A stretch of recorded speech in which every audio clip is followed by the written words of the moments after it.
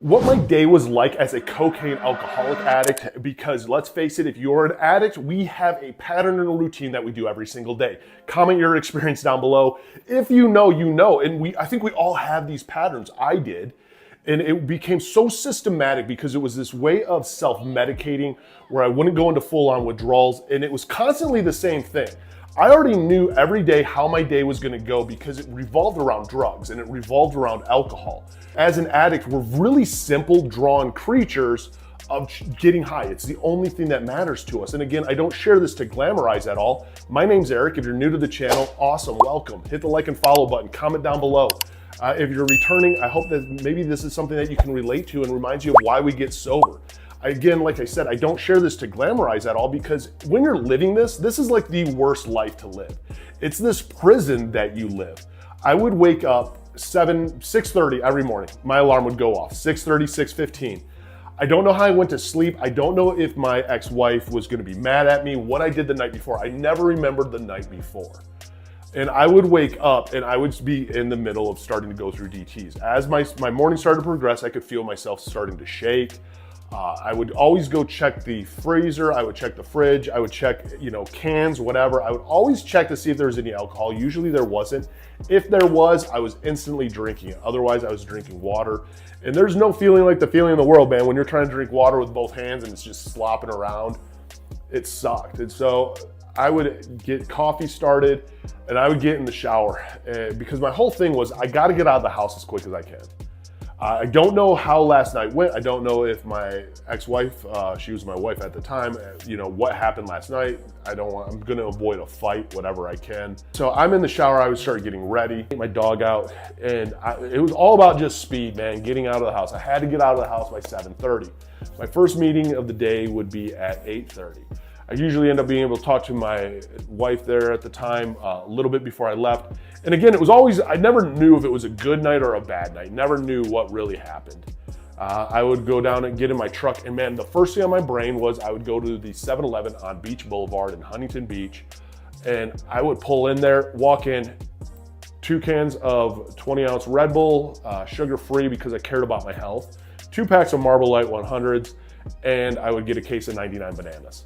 I didn't drink for taste, I drank for percentages. 99 bananas, it was cheap, they were nasty, and I looked at them as not something I really like to drink, so I'm not really an alcoholic because I'm not really enjoying this. And I'm also not an alcoholic because they're just little bottles.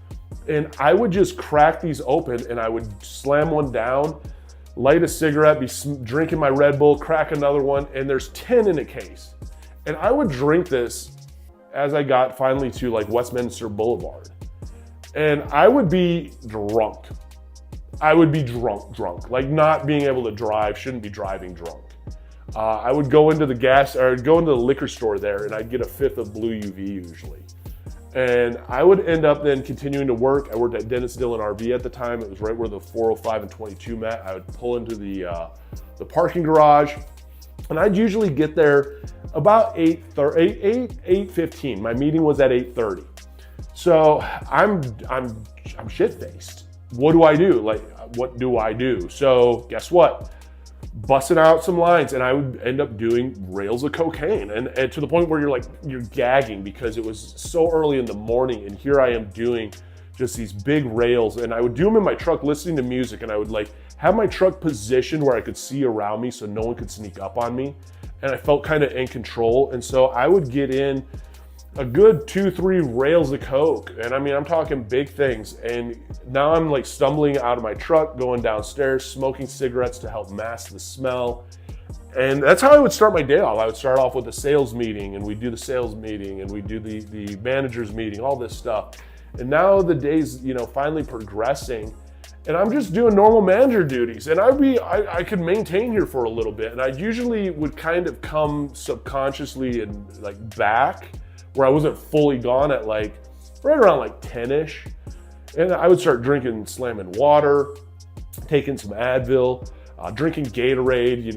Everybody was just used to me smelling like alcohol. At that time, the receptionist would be working, and I would end up popping Viagra because I would get hypersexual with cocaine. Cocaine and alcohol combined, it made very euphoric for me, and it made me super horny. And let's face it, I couldn't really get it up, but it made me super horny. So now I'm gonna start taking Viagra. I didn't realize the danger of mixing alcohol, cocaine, and Viagra. I might do a video on that just to let you know how easily you can die and OD on this. But that was also the combination I would take. And there's times that I would take like 200 milligrams, 300 milligrams of Viagra. I don't know why I don't have a heart attack. Because even that alone is something that should have just wrecked my heart alone right there. And the reason I would do that is because I was gonna have sex with a receptionist. Her name was Casey. She was this little 19, 20-year-old. She would do cocaine with me throughout the day. My ex-wife worked there. So I would see like my ex-wife, I'd be making out with the receptionist. It was like this whole thing of just creating chaos and hating my life. I would just create chaos because that's what I thrived on somehow. And that's all I knew as an addict. And so now in the middle of the day, I'd be constantly going out to my truck or into the bathroom, be doing some lines of cocaine. I would be drinking, just swigs out of the bottle. And if I ever did forget the bottle, I would just send salesmen to go get it. I always made sure too, I would eat lunch. I would eat a ton of food for lunch because I had to soak up the alcohol. That was my whole mentality because this is how I function. And now I'm drinking throughout the day. I'm chewing gum. I was doing whatever I could to mask alcohol smell. And I think just everyone got used to it. It was so weird. The days that I wouldn't get wrecked or drink or any of that, people thought something was wrong with me. I was a lot more intense. I was angry. I was very different when I was sober versus using. And people thought when I was sober, I was actually using because they had become so used to seeing me high. And I would, sneak into the bathroom. I'd use the handicap stall at the back so no one could see me. Always locking that. I'd always be paying attention like who's around me and how can I use. Always had a bag in my pocket. And always drinking too. Always trying to find this perfect medium. It was bad because it was just pure emotions that I would run off of. As soon as work was done and my ex-wife would go home and she was a massive stoner, so I knew she would just get stoned. And I would hit up the reception and be like, hey, come back over here at 7 o'clock and we're gonna go out and we're gonna go drink and do stuff. She'd be like, all right. So here I used pretty much the whole day through. And then after that, she would come and there's a ice skating rink where the Anaheim Ducks practice. I'd pick her up there and we'd go to eat. And then sometimes I'd drop her back off and we'd go to Motel 6. And next thing you know, her and I are just doing Coke in there. And I was doing 1 to 2 8 balls of Coke a day now. And yeah, it wasn't just me who was doing it. There was days I would easily go through an 8 ball by myself. She would do Coke with me and we would have sex. I mean, there was times like in Huntington Beach, we'd park down right by the pier in Huntington Beach across from where the Walgreens was, right by the Dukes and all that. And man, I'd be banging her in the back of my truck and then we'd do some Coke and then we'd smoke some cigarettes and just sit and listen to music. And then I would drop her off and I would go home. And that was my day. I mean, I would pick up more food on the way home because I couldn't have my ex-wife think that I did, eat without her. And I always just would lie and say I had to work late. And then, so I'd show up home with even more food. I had to eat it all, so I'm shoving stuff down my throat. And by that time, there was such a mixture of so many drugs and so much alcohol in me that you black out. I mean, Viagra itself, it's putting a lot of stress on your heart, but also that alcohol is blacking you out. The alcohol and cocaine, you're just constantly drinking.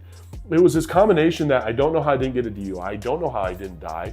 I had to record everything. I video recorded everything. I would video record sex because I'd be like, did we have sex that night? And I'd have to check my videos and find them just to be like, oh, okay, that's what I did last night.